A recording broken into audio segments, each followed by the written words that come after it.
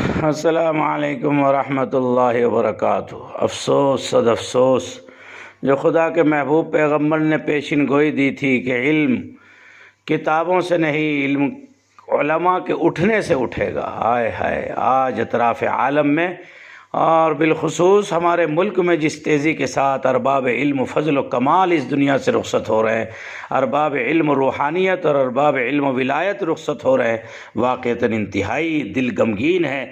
یا اللہ، اس جہان کی تابانیوں کا اور اس جہان کی رونقوں کا میرے رب کیا ہوگا؟ کیسی کیسی اولو العزم ہستیاں ہمارے درمیان سے جا رہی ہیں۔ آج میں جس عظیم ہستی کا تذکرہ کرنے جا رہا ہوں، سب سے پہلے میں مولانا فضیل احمد ناصری کے ان درد بھرے الفاظ میں ان کو جو ہے یاد کرتا ہوں۔ زمیں ماتم کنا ہے، علم و فن کا آسماں ڈوبا۔ زمیں ماتم کنا ہے، علم و فن کا آسماں ڈوبا۔ ستاروں میں ہے ہنگامہ کے خورشید جہاں ڈوبا۔ انادل نال زن ہے، پھول سارے چاک دامن ہے، کسی کے سوگ میں سارے کا سارا گل ستا ڈوبا۔ کتابیں رو رہی ہیں، کاپیوں پر حشر برپا ہے، نور عالم خلیل احمد کی رحلت سے حقائق کا نشان ڈوبا۔ بپا ہے شور نالا خانقاہوں کی فضاؤں میں، سلوک و معرفت کی منزلوں کا راہدہ ڈوبا۔ ہائے ہائے ہائے ہائے، میری مراد استاد العلماء، علم و ادب کے درخشاں آفتاب و ماہتاب۔ اللہ اکبر۔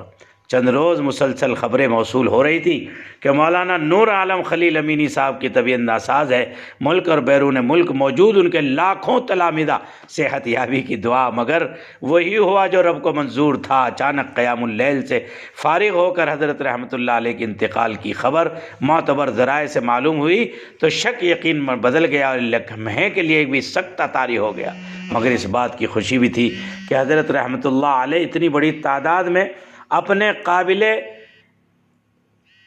قابل تلامذہ چھوڑ کر رخصت ہوئے، جو ان کے لیے راہ نجات ہوں گے اور سچے جانشین بھی ثابت ہوں گے۔ روئے زمین پر لاکھوں آفتاب و ماہتاب روشن ہوئے اور اپنی روشنی سے جہاں کو روشن کر کے ہمیشہ کے لیے ماند ہو جاتے ہیں، مگر ان کے نقوش قلب پر ایسے اثرات چھوڑ کر رخصت ہوتے ہیں جن سے سسکتی ہوئی قوموں اور ان کے افراد کو جھلا ملتی ہے۔ 18 دسمبر کو ایک روشن منارہ اس روئے زمین پر جلوہ افروز ہوا، جس نے اپنی زندگی کے قلیل عرصے میں مشرق سے لے کر مغرب کو اپنے علم و ادب سے منور کیا۔ اکابر و اسلاف کے فیض یافتہ اس روشن ستارے نے نصف صدی تک علم کے خوشہ چینوں کو اپنے علوم و معارف سے سیراب کیا اور ایک عظیم ورثہ تصنیفات و تحقیقات اور تلامذہ کی شکل میں امت کو دیا۔ عربی اردو علم و ادب کے تعلق سے جو کام اللہ نے ان کے ذریعے سے لیا وہ نہایت غیر معمولی ہے۔ ناظرین اور سامعین، حضرت مولانا کی شب و روز لغات اور اہل لغات کے ارد گھومتی تھی۔ کتابوں سے گہرا لگاؤ، اصول و ضوابط کی پابندی، درس و تدریس، اللہ اکبر، ان کا ایسا نمایاں تھا۔ ایک منفرد انداز، خصوصاً جن موضوعات پر قلم اٹھایا اس کا حق ادا کرتے تھے۔ اللہ اکبر۔ حضرت مولانا کی طرف سے جو کتابیں اس امت کو ملی استفادے کے لیے، مفتاح العربیہ، تعلم العربیہ، فإنہا من دینکم من تکون الکتابات مؤثرہ، حتی المقدور، استفادہ کیا اور بھی دیگر کتابوں سے امت نے۔ اللہ اکبر، اللہ اکبر۔ آج ان کی کن کن اداؤں، کن کن کارناموں کا تذکرہ کیا جائے۔ سچی بات تو یہ ہے کہ حرف شیریں ہے تو ایسا لگتا ہے جیسے زبان کا کوئی موجد لفظ بلفظ الفاظ کی درستگی کراتا ہے اور اس پر نقد و جرح بھی پیش کرتا ہے، اور اس میں کوئی شک نہیں کہ مولانا ایک عظیم انشا پرداش تھے۔ وہ عربی اور اردو میں یکساں مہارت رکھتے تھے۔ عربی سے انسیٹ رکھنے والے شوق سے دائی میں ان کے مضامین پڑھتے تھے۔ کم و بیش 3 سال ان کے قابل شاگرد رشید حضرت مصطفیٰ نوشاد نوری قاسمی استاد ادب دارالعلوم دیوبند وقف، ان کی مشہور عربی تصنیف متى تلون الکتابات مؤثرہ، تعلم العربیہ فإنہا من دینکم، اور ان کے دائی کے مضامین درسن پڑھنے کی سعادت حاصل ہوئی۔ حجت الاسلام اکیڈمی کے زمانے میں کچھ تحقیقات کے سلسلے میں حضرت مولانا کی خدمت میں جانے کا اتفاق ہوا تو معلوم ہوا کہ زندگی کو کیسے وصول کیا جاتا ہے۔ سادہ زندگی اور اپنی علمی جلالت شان کے ساتھ ہمیشہ رہتے تھے۔ اپنی زندگی میں انہوں نے اسوہ بنایا تھا حکیم الامت حضرت اقدس حضرت تھانوی رحمۃ اللہ علیہ۔ انہوں نے اپنے لیے مشعل راہ بنایا تھا امام ابو الحسن الندوی اور علامہ وحید الزما کیرانوی رحمہم اللہ کے علم کو انہوں نے جذب کر رکھا تھا صحیح معنی میں ان دونوں شخصیات کے وہ حقیقی ترجمان تھے۔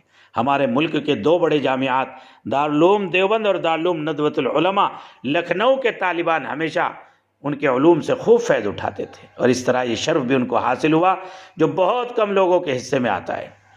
اردو کتابوں میں سے کیا اسلام پسپا ہو رہا ہے؟ وہ کوہ کن کی بات پس مرگ زندہ، موجودہ صلیبی صہیونی جنگ، حرف شیری فلسطینی کسی صلاح الدین ایوبی کے انتظار میں۔ ہائے ہائے کیسے عجیب عجیب تحفے وہ شخص اس امت کو دے کر کے گیا۔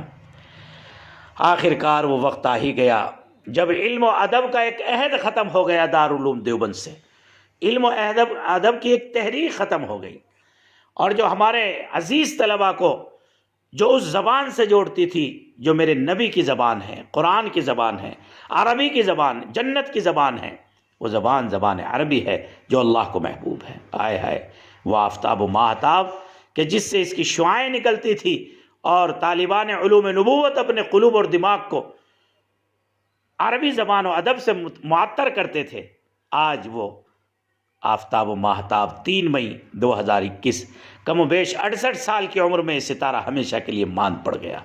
ان کی وفات کی نسبت سے بہادر شاہ ظفر کا یہ شعر ہمارے بہت محب مکرم عالی جناب شیخ صاحباز صاحب نے قطر سے، اللہ اکبر کیا بات لکھی ہے، کوئی کیوں کسی کا لبھائے دل، کوئی کیا کسی سے لگائے دل، کوئی کیوں کسی کا لبھائے دل، کوئی کیا کسی سے لگائے دل، وہ جو بیچتے تھے دوائے دل وہ دکان اپنی بڑھا گئے۔ اللہ مرحوم کے درجات بلند فرمائے، لغزشوں کو معاف فرمائے، جنت میں اعلیٰ مقام عطا فرمائے، اور ہم باشندگان علوم کو ان کے علمی ترکے سے استفادے کی مزید سعادت نصیب فرمائے، اور ساری دنیا میں جو ان کے تلامذہ پھیلے ہوئے ہیں ان کے رکے ہوئے کاموں کو وہ تحریک کی شکل میں لے کر آگے بڑھے، بس یہی ان کے لیے سچا خراج عقیدت ہے۔ اور اللہم المدارس دارالعلوم دیوبند کو اس جیسا مایہ ناز اور قابل فخر ادیب کہ جس نے ہندوستان میں اس مرکز علم و ہدایت دارالعلوم دیوبند کے فیض کو، تحریک دارالعلوم کو، فکر دارالعلوم کو، منہج دارالعلوم کو، اکابر دارالعلوم اور ان کے معمولات اور ان کی شبانہ روز اتباع سنت، جذبہ خلوص اور الہیت اور توحید کے نور میں مست و مگن رہنے کے جذبات کو جس انداز سے ساری دنیا میں متعارف کرایا، یہ خدمت یقیناً کسی کے حصے میں نہیں آئی۔ اس لیے بھائی دل سے دعا کرتا ہوں اللہ ان کی صلب اولاد کو بھی، ان کے بچوں کو بھی صبر جمیل، ہمت اور حوصلہ عطا فرمائے، اور ہم سارے طالب علموں کو، ان کے شاگردوں کو اللہ اس حزین قلب کے ساتھ اور اس جو ہے غم کے وقت میں اللہ ہم سب کو حوصلہ اور صبر عطا فرمائے۔ السلام علیکم ورحمۃ اللہ وبرکاتہ۔